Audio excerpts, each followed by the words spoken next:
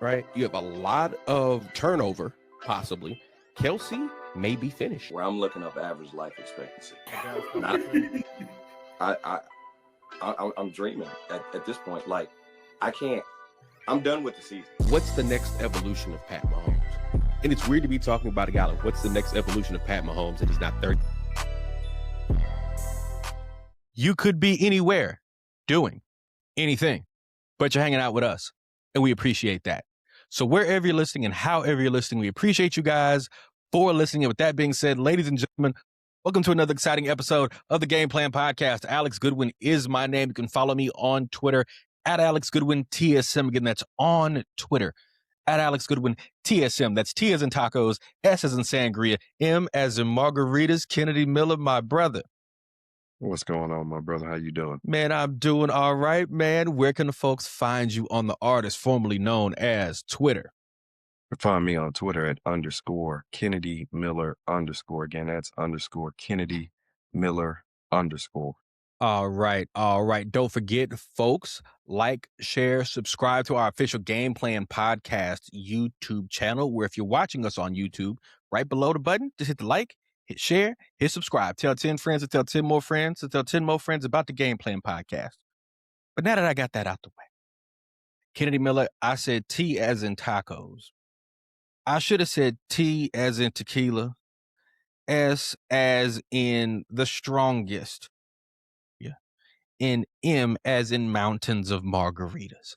Because that's what I needed, Kennedy Miller, after the Houston Texans blew a prime opportunity to go to the Super Bowl and lost to the Patriots on Sunday. I'm not going to lie, Ken.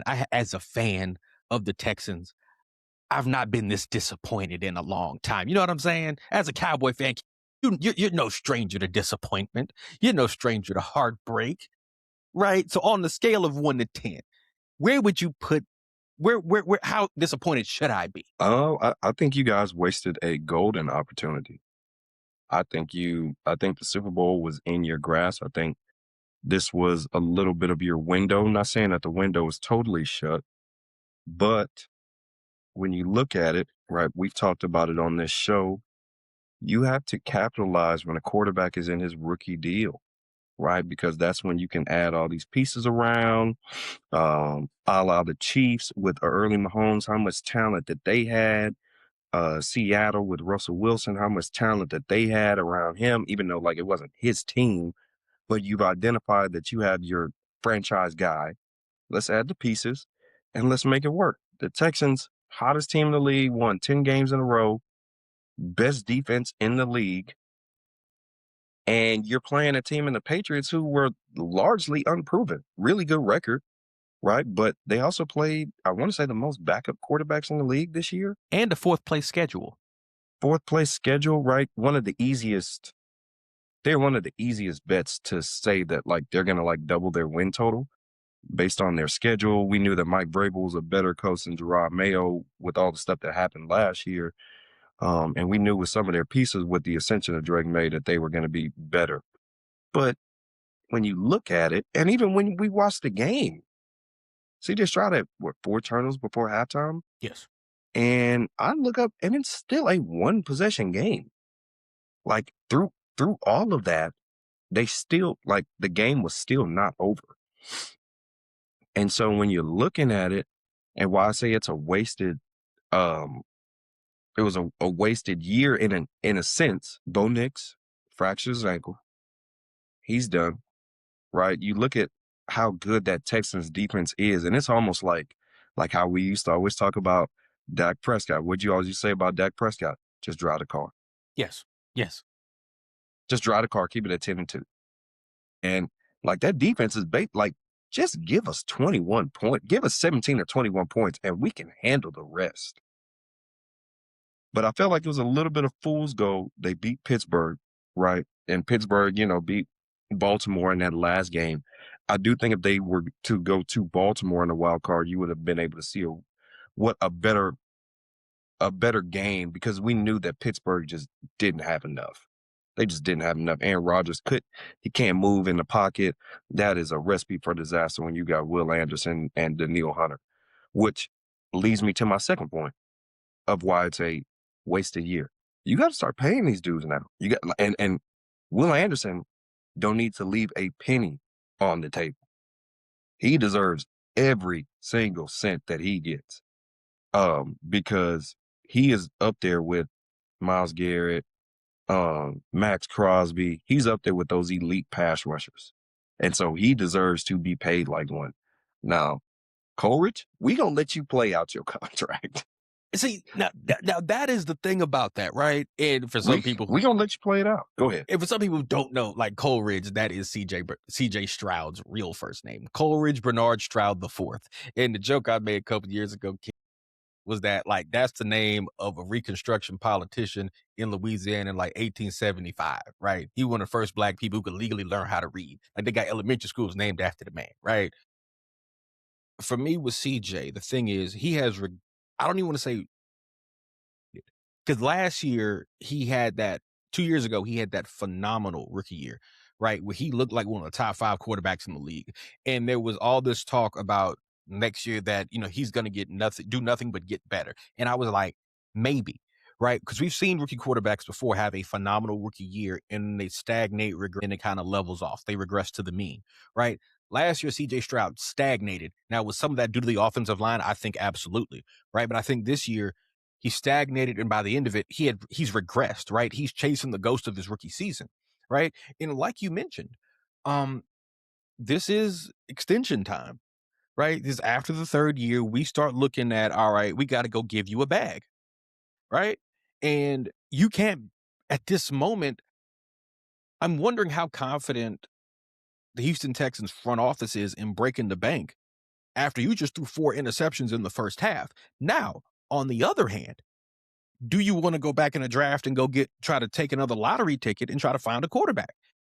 I don't think that's smart, given that this roster is win now, right? I don't think that's a great idea. But my thing is, with the way this thing looked on Sunday, right? Like, that is up there with some of the worst halves of football I've ever seen. Like, it's up there. Do you remember in 2017 when the Buffalo Bills tried to make a push for the playoffs and they benched Tyrod Taylor and put in Nathan Peterman, and Nathan Peterman threw like 5 interceptions in the first half? And it was like, I should never be playing quarterback in the NFL again, right? It was on that level of disastrous. And the thing I think with CJ was, you could see it all over his face. He was overwhelmed.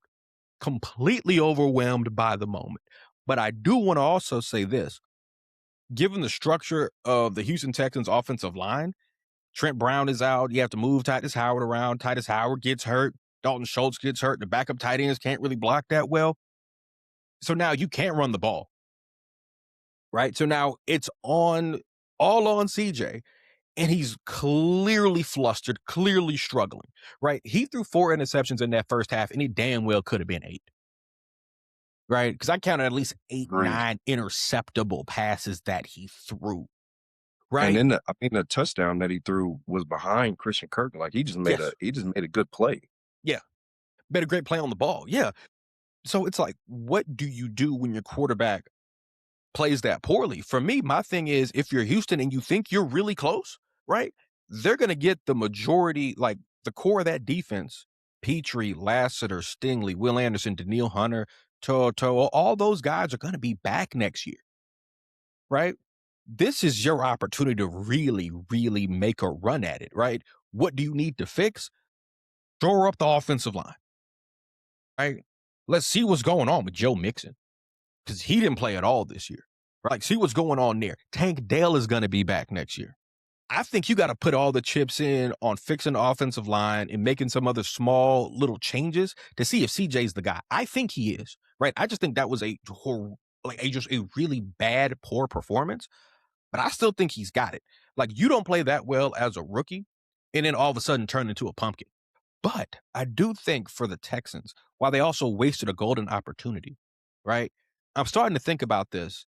Like, I feel like some NBA teams might have thought about it when Michael Jordan retired for those 18, 19 months, right? Now the Knicks really got a chance. Now the Pacers really got a shot. That's when the Rockets won those back-to-back titles. How often is Patrick Mahomes not going to be in the playoffs? How much longer. Right. That a year like this probably ain't gonna happen very often. Right. Very much in the way that after the Patriots have that damn near undefeated season, Tom Brady snaps his leg in the first game and they miss the playoffs the next year, even though Matt Castle won like 10, 11 games that year. How often is that not going to happen? This is your opportunity. And for me, all the Texans had to do, all CJ Stroud really had to do was not be terrible. Because like you said, the defense is going to show up and show out game in and game out. And they tore Drake May's ass up. They lit his ass up, right? Drake May was terrible on Sunday. Drake May didn't really play particularly well against the Chargers the week before, right? Like, think about this. And I think this should really speak to how great the Houston defense is. The Texans turned the ball over 5 times throughout the entire game, 4 times in the first half. If I tell you a team turned the ball over 5 times in the game and 4 times in the first half, we're thinking they got their doors completely blown off, right? Right. That was, with the exception of, like, you take that CJ Stroud pick 6 off the board, that's a 5-point game. That was the one that hurt. That's right. That was the backbreaker. Yes. And so for the Texans, all you needed CJ Stroud to do was not be ass. And not only Kennedy Miller was CJ Stroud ass. He was hot, sweaty, flaming, stanking ass. Just stanking ass. You know the kind of ass when you a teenager, your mama walk in the room and she like, God damn, it smell like ass in here. Jesus Christ. That's how bad CJ Stroud was. Just, oh my goodness. Just a level of bad that looked irredeemable, right? So no, he was horrible. He was horrible. I think one thing that we're going to have to keep an eye on as well, how does he play in the elements, right? Like, it was an ugly game. He played bad. Drake May played bad. Dudes are not hanging on to the football, all these fumbles, right? It's one of those things like either you got it or you don't. And I think Troy Aikman talked about it like when it was cold, he was going to play bad. And CJ Stroud is in the AFC. Like, and look at the teams that are going to be teams to beat, like, or possibly going to have home field advantage. Like, you playing a dome in Houston, basically. You're going to have to go to Buffalo, Kansas City, Denver, New England. Like, these teams are going to be competing in the next couple of years. Baltimore, are you going to be able to play in those real elements? Is your game going to stay the same? Is it going to elevate or is it going to get worse? Right? Like, it made me have, honestly, how bad he played, because I attribute a lot of it to how cold it was, the weather. I'm like, dang, Brady was great in this for a decade plus. Yes. You know what I mean? And it's just like his comparison coming out, CJ Stroud's comparison coming out was like Jared Goff. What was one of the knocks on Jared Goff? He's a California kid, plays well in a dome, but if you get him out in the elements, nothing for you. It might not be great. It might not be great because I was listening to a quarterback coach talk about it. They're big like field guys. Like, they got to be able to really feel the ball to get a good spin on it, to get a good throw on it. And in those elements, it feels like a brick. Yes. You can't do it. And so you could just tell he was just off. And all he had to do was drive the car. And to your point, he was horrible. Horrible. Now we got to watch the Patriots play the broken down Broncos. Yo. And, I ain't gonna lie to you. Like, it has been a long time since I heard the name Jared Stidham. Like, when I hear the name Jared Stidham, I think about the fact that the whole Baylor scandal, when they had the Can Browse, Can the athletic director, and Can the university president, Jared Stidham was on the roster at Baylor. He said, you know what, I'm going to go to McLennan Community College for a semester, then I'm going to transfer. And then he transferred to Auburn. He was okay. And then he went in mid to late rounds. It's like, okay, cool. Right. But the idea, to me, the Broncos defense, again, phenomenal, right? If they can give Drake May some trouble, I think they might have a chance. I They think do they have a might have chance. Yeah. right. But a part of me is like, is a backup who hadn't played meaningful snaps in 2 or 3 years going to be able to step into the conference title game and be able to do well enough to get you there, right? That's my big thing with on that end. You know what I'm saying? Like that's my big thing there. And I'm not sure. Now, as I say that, how good do I feel about the Patriots, given that, if CJ Stroud was ass, right? I mean, Drake May kind of, over there, cheeked up right over there with him. You know what I'm saying? Like, Drake May fumbled the ball 4 times. Lost 2 of them, threw a pick. It was at the end of the half, Hail Mary, right? But over these course of these playoffs, he has not played well, right? And again, lucky for him, CJ Stroud was just god awful. So, all that talk, all that pressure, all the conversation isn't happening around him right now, right? Like the moment was too big for the youngster. Like we're not having that conversation because Stroud was so bad, right? But that Denver defense, I don't think Denver defensively is Danielle Hunter and Will Anderson, I think, are the best pass rushing tandem in the league, right? Denver has a similar type of defense where they're going to come to play and they're going to come and they're going to knock the hell out of you, right? So I think they could produce a similar result to at least get after Drake May in a similar way that the Texans did. You know what I'm saying? Yeah. I mean, their defense is going to give them a chance. They're playing at home. They're going to have this underdog mentality because they got their quarterback is hurt, and they're going to rally around Jarrett Stidham. But if New England is supposed to be who they say they are, you got to take advantage of this. You have to take advantage of this. I think out of anybody that could get somebody ready in this situation, it would be Sean Payton or like a Kyle Shanahan. But I think the stakes are too high. I don't think Jarrett Stidham is going to be able to make enough plays to win that game for them. And I know we're going to get to the predictions a little bit later, but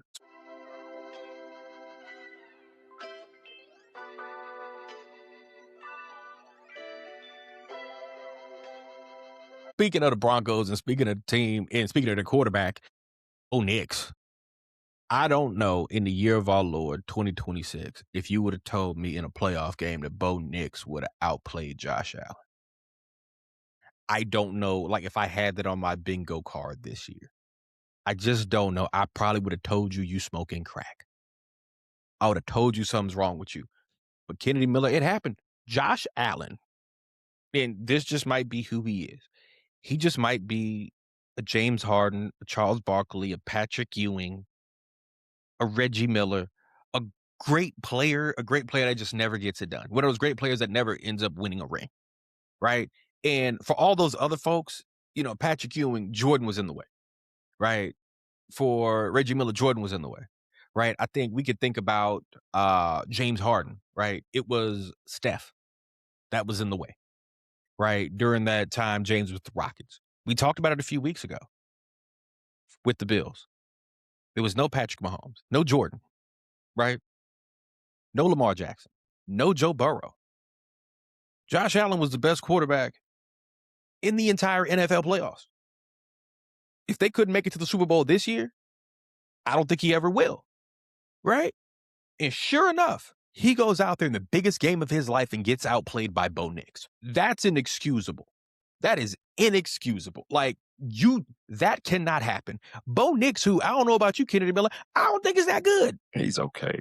He's not great. He's not great to me. Right. Like, but so basically, Bo Nix should never outplay Josh Allen. And yet that happened. And Ken, maybe you can help me on this. Why are people so invested in Josh Allen being good? Right? Because CJ Stroud throws 4 interceptions and it's terrible. Everybody is piling on CJ Stroud, and rightfully so. We just talked about how bad he was, right? Josh Allen throws 4 interceptions and gets outplayed by Bo Nix in the biggest game of his life. And people are tripping and falling to do tricks on it to tell me how good Josh Allen is. And to talk about, well, you really got to feel bad for Josh Allen. Why? He turned the ball over 4 times Yeah. If he turns the ball over twice, they probably win that game. Like, that's the part of this with this investment with Josh Allen. Josh Allen gets more credit for losing games. We give him, like, the legend of Josh Allen was built on that 13 seconds game that they lost. They changed the rule for him. Bruh, change the rule, change the whole damn rules for Josh Allen. Everybody just so invested in the whole thing was, well, Josh Allen never got to touch the ball again. When have we ever given somebody more credit for coming up short? You know what I'm saying, Ken? I don't understand the discourse. Like, I've heard some crazy things in like the last 2 weeks about Josh Allen. Like, and for the most part, I can kind of get with you think he's the best player in the league. I may not agree, but I can kind of get with it. I can see why. I've seen people call this man the most talented NFL player ever. I'm talking about on TV now, not just like on the street. Like, people have called him the most talented NFL player ever. Nobody is more talented than Josh Allen. Like, even if he's not the most, there's nobody that's more talented. His talent is up there with everybody else. Okay. So if we hold Josh Allen to this standard and you believe that to be true, he's the best player in the league. He's the most talented quarterback ever, most talented player ever. Why was it such a big deal that he won this year? You know what I'm saying? Like, if he's this guy, if he's that good, why is it, oh, he got to win now because Mahomes is gone, because Lamar is gone, because Joe Burrow's gone. If he's that guy, why is it so pressing that he's got to win now? That this is his shot when everybody else is gone. Right. Dude, he's about to turn 30 years old. He's about to turn 30 years old, right? Now, I'm not saying he's anywhere close to retirement because quarterbacks can play a long time now. But the constant of when he loses, like you said, we got to feel sorry for him, or he's got this weak supporting cast. I don't want to hear none of that. You had the leading rusher in the NFL. I mean, your receivers, yeah, they might not be great, but you had some dudes. And if you're that guy, right? I grew up believing Dallas Clark was really elite. Yes. You know what I mean? I mean, hell, Like, we've seen Cam Newton take a team to the Super Bowl and his receivers with Ted Ginn and Philly Brown. right. You've had years where your defense has been really good and you just have not got it done. And so, like, you can't be excused for that. Like, we can't praise you every time you do something good and then find excuses every time, like something like you don't come up when the moment matters. And we always say, well, you know, it's a team sport, and football is a team sport. He did not touch the ball that year with 13 seconds left. But he did touch the ball this year, and he turned it over 4 times, including one right before half. I have no clue how you do that. That was Nathan Peterman-esque. Because why are you even going for it in that position? Just go into the half. Yo, but that was something young Josh Allen would have done. I don't know if you remember that time they played that playoff game in Houston in like 2020. Yes. Beginning of 2020, where Josh Allen, like, he had like 2 straight possessions where he was trying to lateral the ball backwards and doing some crazy stuff, and he threw the ball to some dude wearing 46, and the dude was built like a refrigerator. And it was like, what the hell is he doing? That was one of them, like, this dude's a bug out type plays. Like, he reverted back in a way that's like crazy. But I think there's something I just thought about, right? We treat Josh Allen like he's a Make-A-Wish quarterback, right? Yes. Like, we got to feel bad for him and he's trying his best and all that. You would think we're talking about like some undrafted guy, right? Hell, if people talk like this about Dak Prescott, who's a 4th round pick, right? And, you know, there are just limitations to what Dak Prescott is going to be able to give you, right? Like, you can't just drop Dak Prescott in and expect instant offense. Dak Prescott needs some stuff around him. And when it gets to the playoffs, when it's like, it's time for Dak to make a play, sometimes it ain't there, right? It ain't been there most of the time, right? We're talking about Josh Allen like he's trying his absolute best, like he's limited in talent, limited in skill. And like you said, Ken, all these people are on television talking about how he's the most talented, physically talented player ever. So when are we going to hold him to that standard, right? And it's bad. Last year, they gave this man Lamar Jackson's MVP. because it seemed like they just wanted, they felt like Josh Allen deserved it, right? Like, that's the part of this that's like infuriating to me, right? Lamar Jackson turns the ball over 2 times in that game against Pittsburgh, and everybody's piling on him, or even when they've lost some games, in the playoffs, conference title game, divisional round, where the Ravens blew a lead or just flat out at times looked shook. We were like, yo, Lamar looked shook. The moment looked too big for him, right? He came up short. When Josh Allen comes up short, it's everyone else's fault. That's the part where I don't understand. But I guess for me, the part is I don't understand why people are so invested in him in this way. You know what I'm like? You follow what I'm saying? I mean, I like watching him play. I think he's good. I'm just like, wait a minute, because like even how you started wording it, right? Like, we might think of him in the likes of Patrick Ewing and Reggie Miller and stuff, and he because they couldn't beat Michael Jordan. They're saying he's Michael Jordan. Yes. Yes. So if you're Michael Jordan, why can't you even get there? Because somebody used this, I can't remember who said it, but they were saying well, Tom Brady and Peyton Manning were the guys, and then Aaron Rodgers was he was the next cool thing. So everybody was saying that he was better when they were still better. But the thing that I'll say, because they were trying to liken that with Josh Allen and Patrick Mahomes, kind of recency bias. At least Aaron Rodgers went to the Super Bowl his third year. As a starter, yeah. At least he had a credible reason. He went to the Super Bowl. He won the Super Bowl his third year. This dude I think he's 2-6 or 2-7 in these games, in divisional wild card games.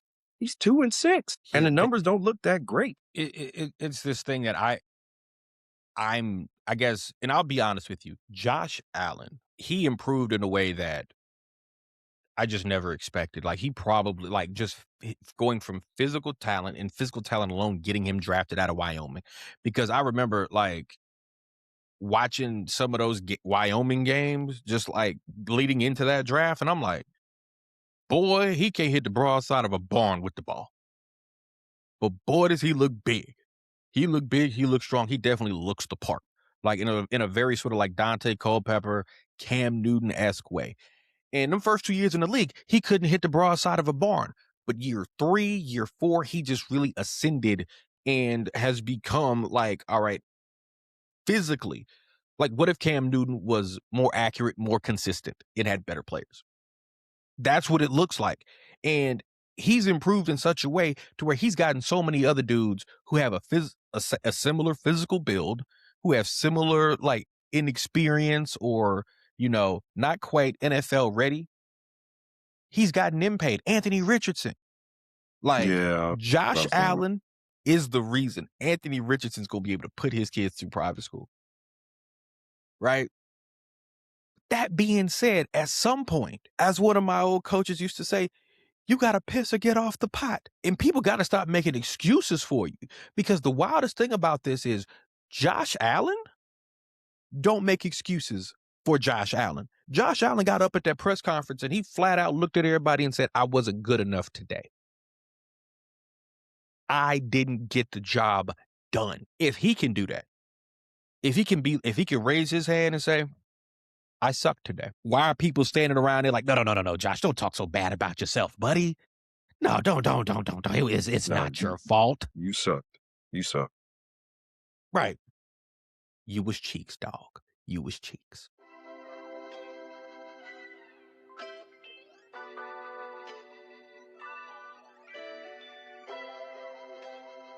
Ken, are you ready to pick some games?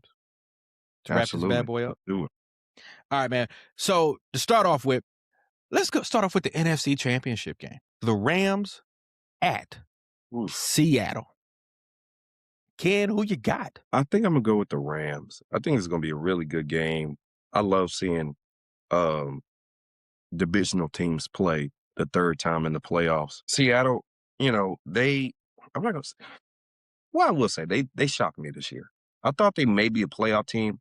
I was shocked that they were the ones, how well of a season that they had. But those dudes are the epitome of like, all these teams like want to tank and they want to fall down, and some GMs try to make an excuse like, well, we never got in the top 5, top 10. Neither did they. They never tanked. They just made good draft picks at 15, 16, 17. I think they had one year when they got the Witherspoon corner where they had like a top 5 pick. But other than that, they're just nailing draft picks. And they just, they kind of struck some luck by getting Sam Darnold, not because of nobody knew he was going to be good, but like, they were going to pay Geno. He asked for a little bit more. We ain't going to do that. And we're going to get Sam. And then you got the Rams where those dudes we thought could have went through a rebuild at a certain point, and they never did. Nailing draft picks, right? Getting Matt Stafford, getting Devontae, Puka Nacua. Like, if Matt Stafford wins a second Super Bowl, there are going to be some conversations that need to be had.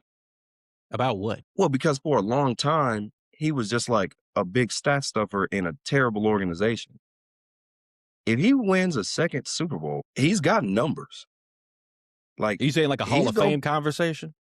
Oh yeah, like I think he's a Hall of Famer. If he gets a second Super Bowl, he might be first ballot on the Super Bowl. Like, are you saying the Super Bowls like strengthen his, like the Super Bowls in addition to his stats get him in? Correct. Because I was gonna say, if it's just the Super Bowls we're talking about, I'm like, hell, then they should hand Eli Manning a gold jacket. No. But I'm saying once he finally got with a competent organization in the latter stages of his career, he virtually a lock to make the playoffs.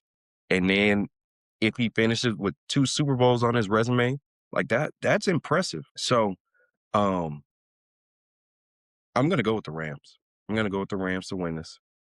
I still don't know about Sam Darnold in big games.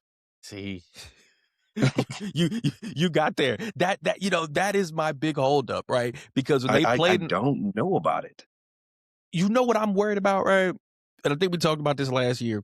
What I'm constantly thinking about is like, you remember, you watched The Nutty Professor, right? So you remember when Professor Clump became Buddy Love, and then he transformed back, right? Alex Goodwin, and like I've been watching Sam Darnold these last 2 years, thinking, so when you gonna turn back into Professor Clump, buddy? When you gonna turn back into a pumpkin? When is the clock gonna strike midnight on your ass, right? And last year, in the last 2 games, the clock struck midnight, right? Now, maybe I'm being unfair to Sam Darnold in this way, because very much in a similar way, Ken, you go to high school or, we all, we're getting, well, I'm 30 now. You're gonna be 29 this year, right? 29, yeah. You'll be 29, right? There are still some people that we know that they see us, no matter how old we get, we are still going to be that 2, 3, 4, 5, 6-year-old, right? In their brain, that's still who we are, right? In my brain, I'm like that with Sam Darnold. I still remember the Sam Darnold that was with the Jets, who was seeing ghosts. I'm still remember the Sam Darnold who in Carolina couldn't play dead, right? I'm still waiting on him to turn back into that guy, right? And there's a possibility that he will, right? I think that's just the hardest part. Like in my head, like getting my brain over the hump, that Sam Darnold can take a team to the Super Bowl, right? Sam Darnold. That's the hardest part for me. And because I think, if I'm going to be real with you, I got no questions about the rest of the roster. That defense is excellent. Yeah. The interior line, Byron Murphy, and, former Cowboy, on the edge of DeMarcus Lawrence, right? Like, they got the secondary, right? They got guys. Jackson Smith and Jigba out. They got dudes.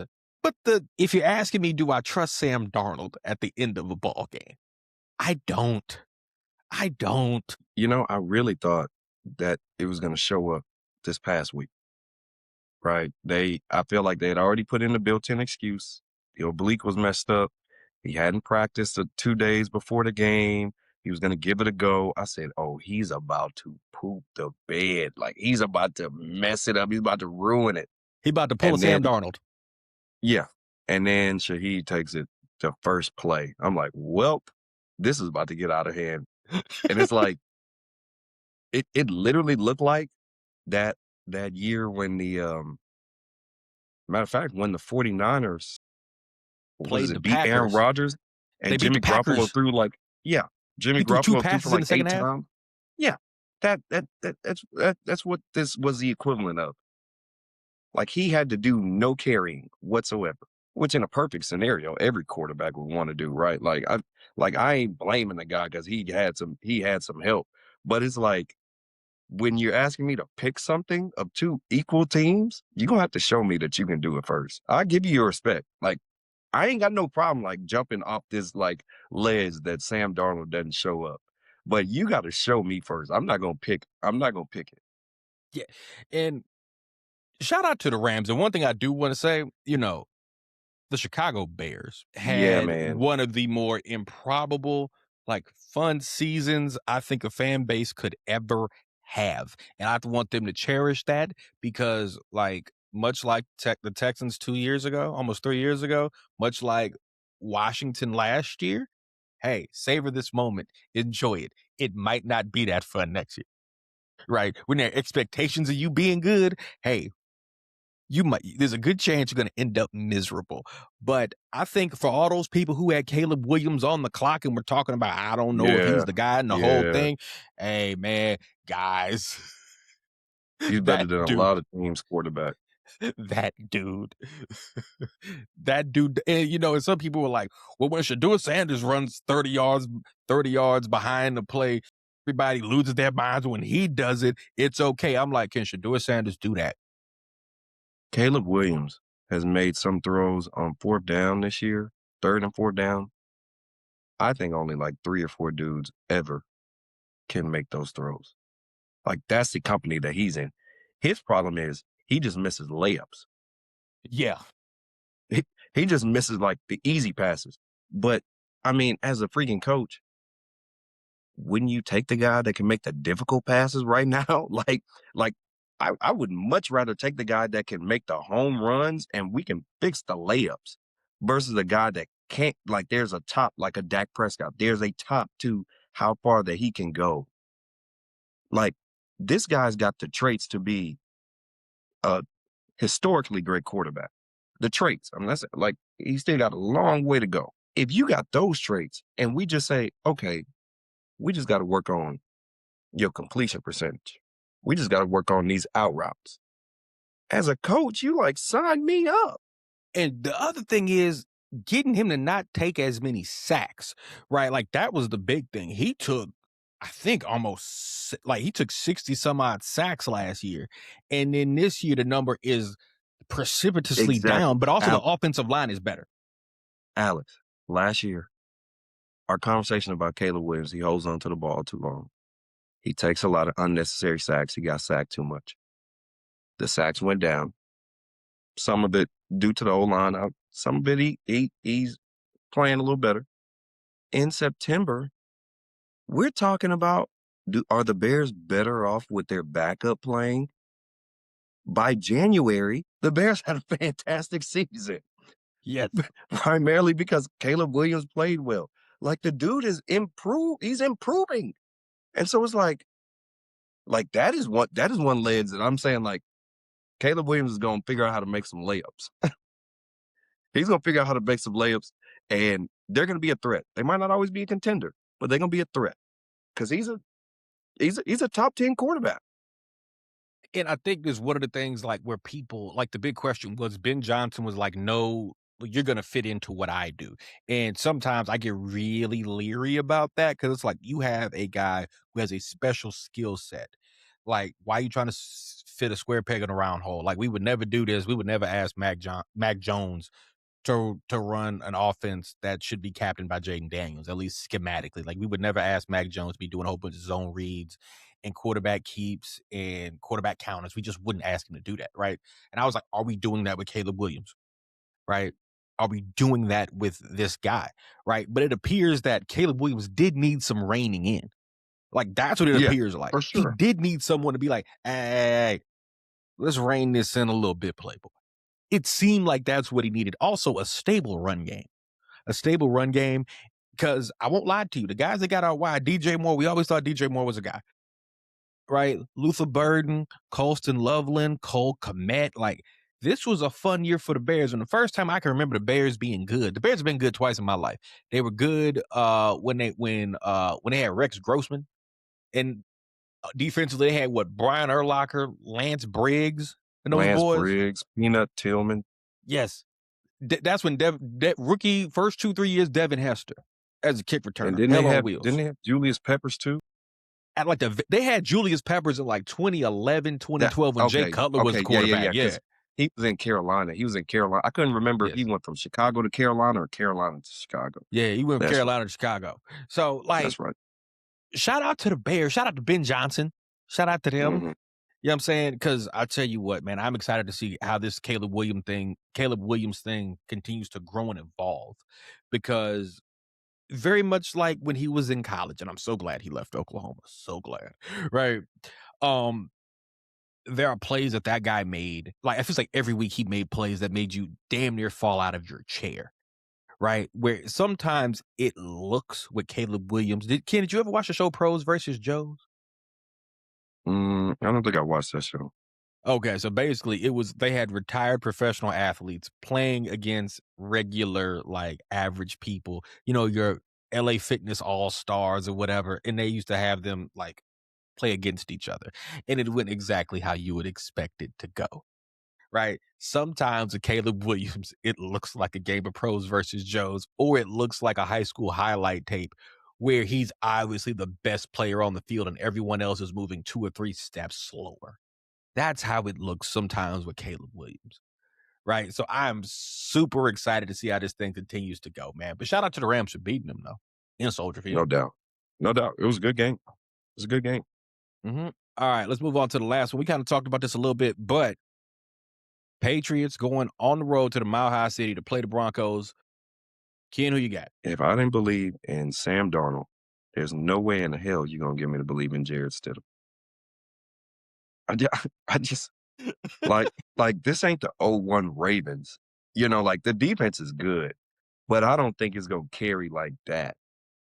So I got the Patriots winning. I got the Patriots and the Patriots and the Rams in the Super Bowl. A rematch of almost 10 years. I got Patriots Rams Super Bowl. I think it's going to be a sloppy game because, like I said, I don't think the Broncos will get blown out. I think they're going to make a game. I think they're going to force some turnovers. They're going to give Jared Stidham some possessions where they start really well on the field. I don't think he's going to be able to make enough. I think he's going to have to make some plays, and I don't think he's going to be able to make enough plays. I think you almost have to go with the Patriots here. You know what I mean? Like, you have to. Like, I feel like the only people who are going to look around and be like, yeah, the Broncos going to win this game are like diehard Broncos fans and people who really hate the Patriots. And I feel like a lot of people who really hate the Patriots, they really hated Brady and Belichick, right? Mm-hmm. So I'm like, because now, again, now I'm asking myself, Bo Nix versus Drake May. I'd probably pick Drake May. You know what I'm saying? But I'd probably feel even better about that now that you're playing Jared Stidham. But again, kind of like we talked about earlier, Drake May ain't look that hot, right? I think the key for the Patriots is going to be, can they run the ball? If they can run the ball effectively, right, and make sure Drake May does not have to drop back 35, 40 times, right, I think they'll win this game because Drake May clearly has ball security issues. Clearly, right? And at some point, if he has to drop back 25, 30, 32, 33 times, he going to give you one, right? Now, the question is, can Denver force him to give you one or two in these really sort of these big moments, right? Like going into the half. Maybe you were down 3, but now you have a chance to be up 4 going into the half. You get the ball back to start the second half, right? Like, can Denver make plays in those moments? Right? Can the Denver pass rush win in those moments? Right? Can they give Will Campbell some trouble over there at left tackle? If they can, I think they have a shot. But like you said, it is just Jared Stidham is a hurdle that I cannot climb over. Right? I can't. Like Bo Nix is going to be hard enough for me, right? Because there are some Bo Nix truthers out there, Kennedy Miller. They're out there. I know. They're out there. It's not to the level of Josh Allen, but it's not. But it's a certain level. Like, what do y'all see? What do y'all see that make y'all like ride for this dude? Man, I saw my thing with Bo Nix is, man, I saw Bo Nix play in college, and I was like, no, never.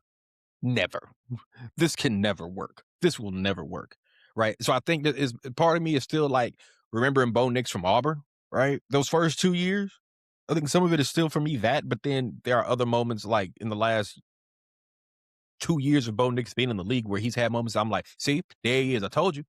What's that Shannon Sharp gift? Look, told you. Yes. So Bo Nix is already going to be a hard enough hill for me to climb over, right? If Bo Nix is going to be a hard hill for me to climb over, what you think Jared Stidham going to be? Jared Stidham might as well be a mountain. So I damn near really got to go with the Patriots by default here, right? And this is why I'm so, bro. And this is why I'm so damn mad at the Texans. Exactly. That's what I'm saying. Like in almost every team besides, who did the Patriots play in the first round? Who did they play? Chargers. In the first round? Yeah. And he couldn't take, and Justin Herbert couldn't take snaps under center. If it had been any other team, I probably would have picked the Patriots to lose. Like, they are like the textbook, in my opinion. Like, too young team, not supposed to be here, had a really good season, benefited from a bad schedule. You know what I mean? And if they played a real contender, you know, like if the Ravens played the Texans and the Ravens beat the Texans, I think the Ravens would have beat the Patriots too. Like, there are not many teams that I would have picked.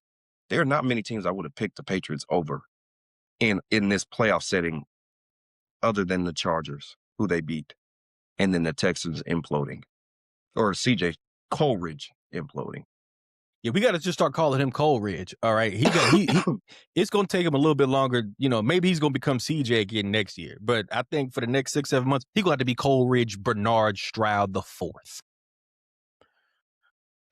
Kennedy Miller, this is what happens when you leave a team for 3 years and then you come back home. You think it's all good. And at some point, they become the Texans yet again. I don't know if this is as painful as getting a 24-0 lead on the Kansas City Chiefs. Jesus. I mean, the Texans, like, for all the the Texans have had some blunders in our lifetime. Some really bad, like Texans, that one was bad. This past weekend was bad. Like, Texans have had some pretty bad moments, right? But I think because it's the Texans, it don't get as much run nationally, because nationally, like, who really banging with the Texans like that? Correct. No, like, in our lifetime, we've both gone the same distance. Like, neither of us have made the conference championship. Right? So, like, my thing is, hey, I don't hate the Texans.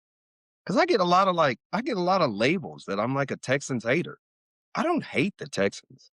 But like how people talk about Cowboy fans, Texan fans go out of their way to let me know when my team loses or disappoints in losing fashion. They tell me my quarterback sucks. They tell me that they're the best team in Texas. I get it. It's good banter. You got to keep that same energy too.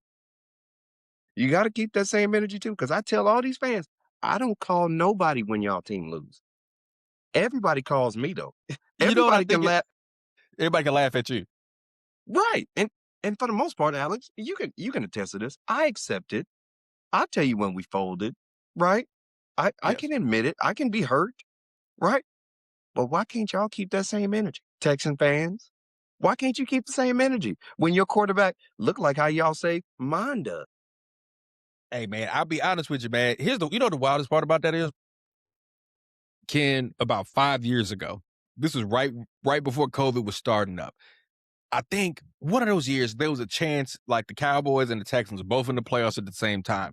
And there was a possibility of a Texans-Cowboys Super Bowl. And Kennedy Miller, you on this very show, you said, if there's a Texans and Cowboys Super Bowl, there might be a murder. And I'm going to be probably in the middle of it. That might be the day. You know what I'm talking about, too. I do. I do. I I know. mean, I knew exactly what you were going to say. so I'm like, now again, I think for me, the thing with Dak Prescott becomes, and it's very much a Tony Romo-esque situation where I'm like, there's only but so much a guy drafted in the 4th round is going to be able to take you. There's only but so far a guy that was like Tony Romo was undrafted. There's only but so far that guy is going to be able to take you.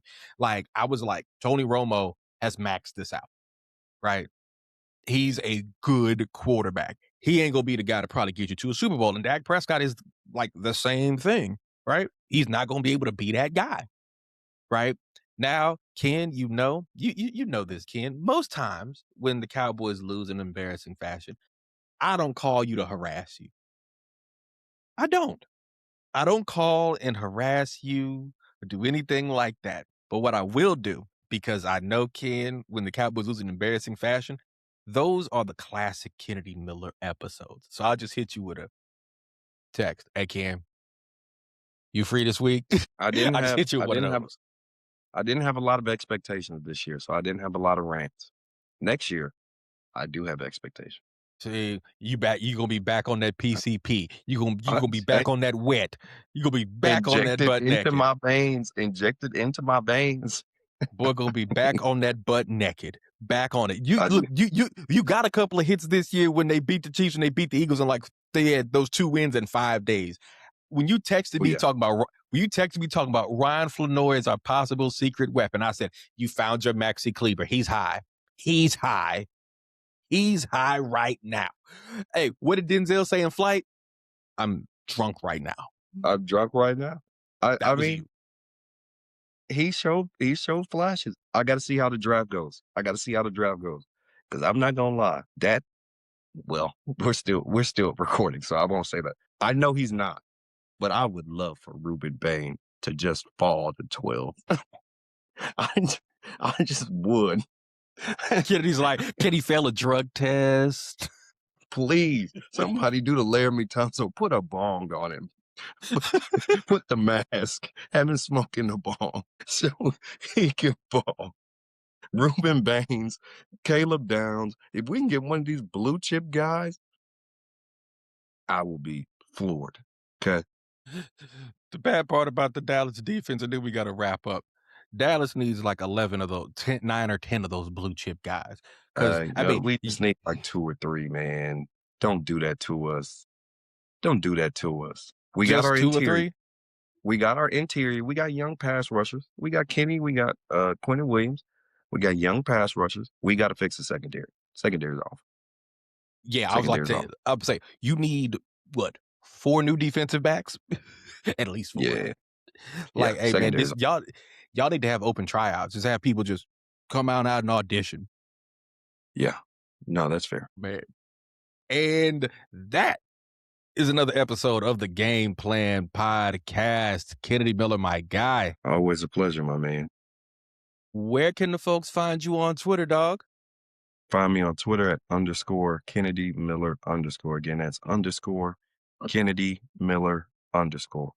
All right. You guys can follow me on Twitter at Alex Goodwin TSM. That's on Twitter at Alex Goodwin TSM. That is T as in Texans, S as in Steelers, M as in Maryland.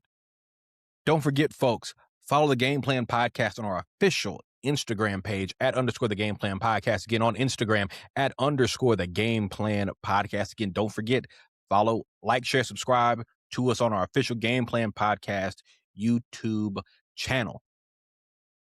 Wherever you're listening, however you're listening, we appreciate you guys for listening. For Kennedy Miller, my name is Alex Goodwin. This has been the Game Plan Podcast. We will see you guys next time. Take it easy.